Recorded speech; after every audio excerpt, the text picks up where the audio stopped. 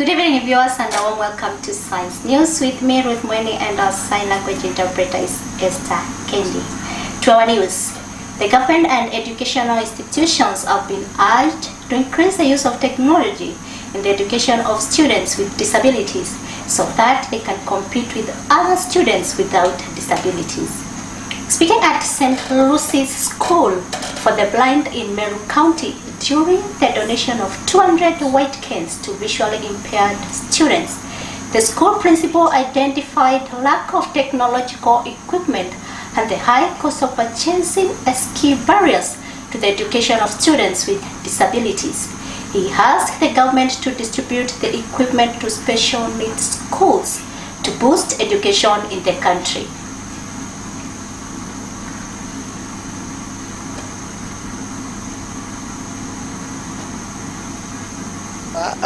Changamoto ambazo ziko ni vile mtangulizi wangu amesema ya kwamba hizi vitu they are very expensive.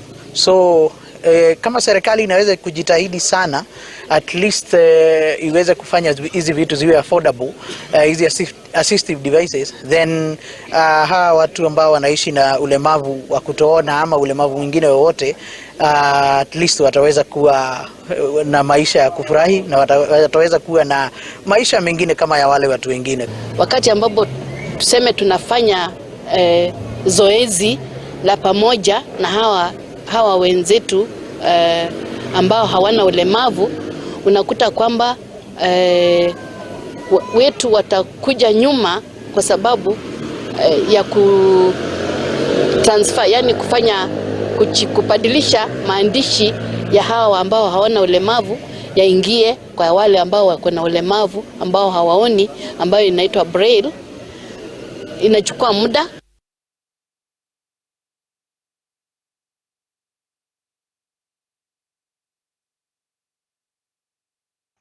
National Assembly Speaker Moses Wetangula on Wednesday met with the Kenya Disability and Parliamentary Association and persons with disabilities members of parliament from both houses to discuss ways to promote the rights and well-being of persons with disabilities in the country.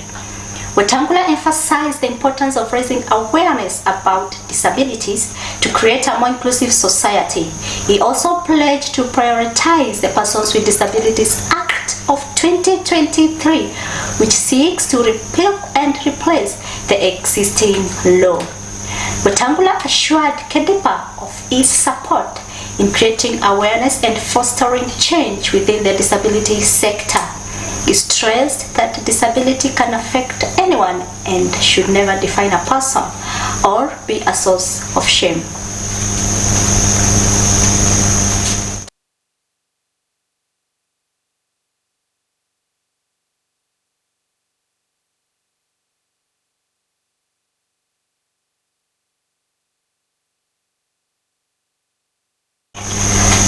Service Cabinet Secretary Moses Kuria has announced that all new government employees will now need a National Youth Service Clearance Certificate. He said that this move will help to reduce corruption and laziness among civil servants. Kuria explained that this requirement is important for ensuring the suitability of candidates for government jobs. According to Kuria, he wants to be able to trace all new government employees back to NYS, which he described as a factory for creating disciplined and hardworking individuals. Kuria said that he will present a memo to the cabinet for approval of his plan to make the National Youth Service certificates mandatory for all new government hires.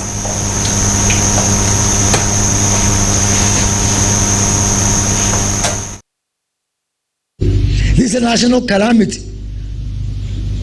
These people are uncomfortable. They are uncomfortable. They have discomfort.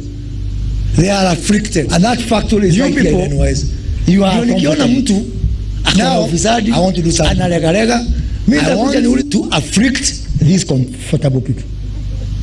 And I want to comfort these afflicted people.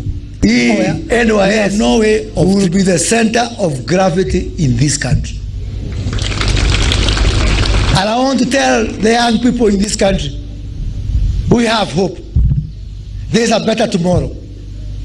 And we cannot absorb all young people in this country. But we will set for them a living example. We will raise a bar and show that there can be hope. This pillar of commercialization, the pillar of enterprise development. Sasa hiyo huduma yote mnafanya wajue haya jamani. Nyinyi hamuna haraka.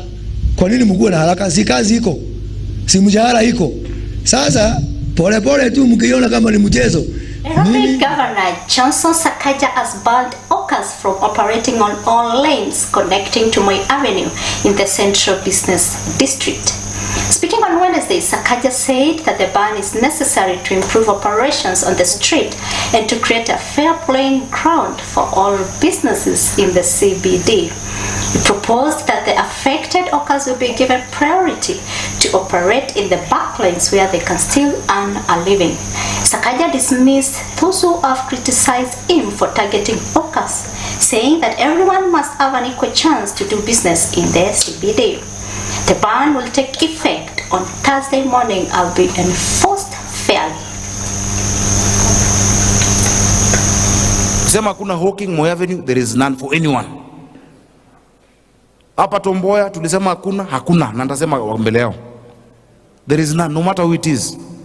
Usipigie simu na huyu ama na huyu ati tusaidie mtu wetu akue hapa, because if you allow one person, why not the other person? Are we together? So the rules must apply to everyone. A city of order, you know what that means? It means that whatever rule is there, everyone follows. No one is above the law. We want our people to trade. That is why nimesema Saturday na Sunday, no parking fees. Wacha watu wakuje Nairobi, tuwafungulie mahali, wafunguke hata Kenyatta Avenue, areas fulani, wauze, but in a dignified way. Tuwapange. And in this meeting, I will want Akumali to tell us, pallet, inaitwa pallet ama pellet, hiyo kitu ya kutandaza, ni size gani, inakaa aje na inaeko wapi? Wengine wamejenga mpaka mawe town, ati kuuza kwa mawe umeseti. It's like you're building another building. We won't allow that. There will be no walking on the road. Kutandika vitu kwa barabara, zero. That one we will not have. That one is an irreducible minimum, even for their own safety. We will not have any hawking on the roads. You start enforcing it from tomorrow morning in the streets. Hata hapo Mudhurwa, hapo bus station. If they are inside a small section, it is okay. We agree with the timings and we'll have that discussion now with them. But on the road is an irreducible minimum. Barabara ni ya gari kutembea. Sawa sawa? Barabara ni ya gari kutembea.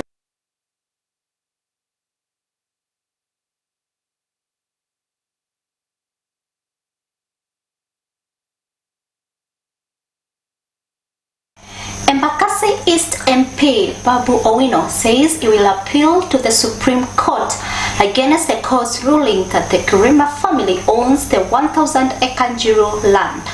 Owino says the residents of Embakasi are the rightful owners of the land because they have occupied it for over 12 years and the law allows for diverse possession in such cases.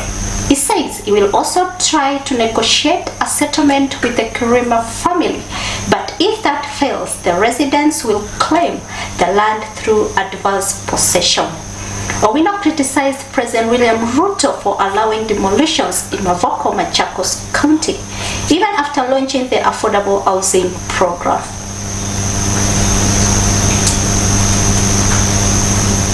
Therefore, I want to say that the judgment that was arrived at yesterday by the judge had made a mistake in the decision that he made, that this said parcel of land does not belong to the people of Embakasi East constituency. I want to say that currently we are going to pursue an appeal. We are going to appeal this decision, and because this matter is a matter of public interest, this matter must reach the Supreme Court, and this parcel of land must be given to my people through adverse possession, taking into account the requirements that I've just read. Number 2, we will also seek for negotiations to ensure that Kirima's family agrees to negotiate with the great people of Embakasi East constituency. Should they refuse, then through adverse possession, this 1,000 acres parcel of land clearly belongs to the people of Embakasi East constituency. Next, the president has been so active with the issue of the affordable housing that he wants every Kenyan citizen to have a house, and that he's moved and practically started construction of the said houses. Why then should we encourage as a government demolition of houses, as was recently experienced in Mavoko? Should this apply in Embakasi East constituency, I can assure you that should my people lose their houses, because they shall have lost everything.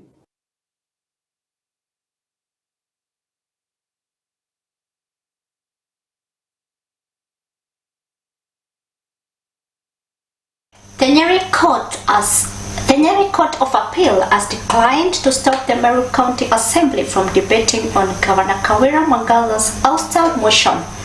The government had moved to the Court of Appeal to challenge the ruling of the Meru High Court against her to stop the Assembly from debating on her removal from office, saying the matter was not urgent.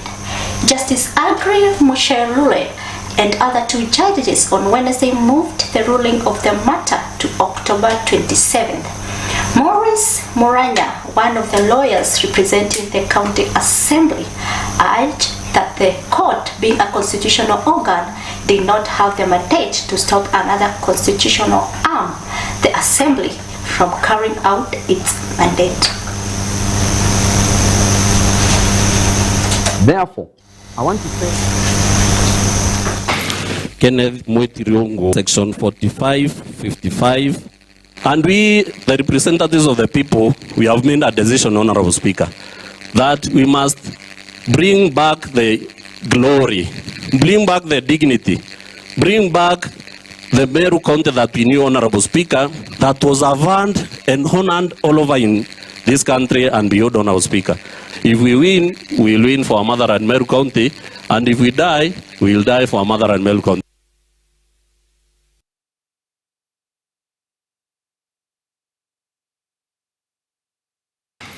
Kenneth Mwetiriongo, section 45, 55. And we, the representatives of the people, we have made a decision, Honorable Speaker, that we must bring back the glory, bring back the dignity, bring back the Meru County that we knew, Honorable Speaker, that was avowed and honored all over in this country and beyond, Honorable Speaker.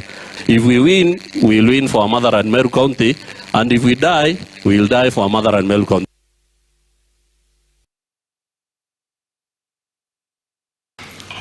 Public Service Cabinet Secretary Moses Kuria has pledged to create more job opportunities for the National Youth Service graduates in both the public and private sectors. Kuria said that NYS produces competent individuals who can boost productivity in the marketplace, and that he will work with the private sector to ensure that they are hired in the firms.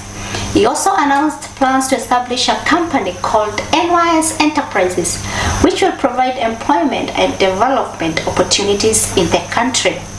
He was speaking during the inaugural ceremonial parade at NYS headquarters in Waraka on Wednesday.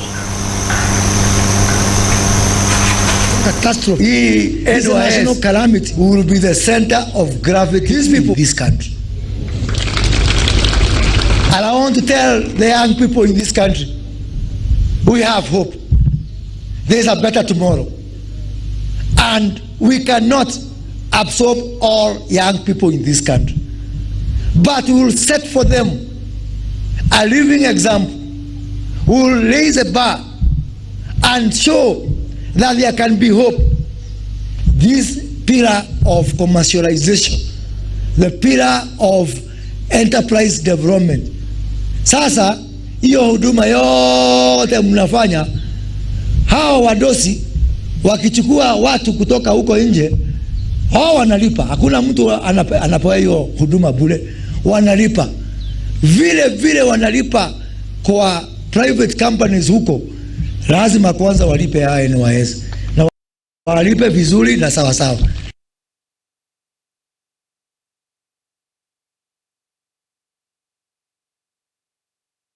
Thanks for watching Science News. I've been your host Ruth MWENI, and our sign language interpreter has been Esther Kendi. Don't go too far because we have Ben Waragai with sports news. Have a lovely evening.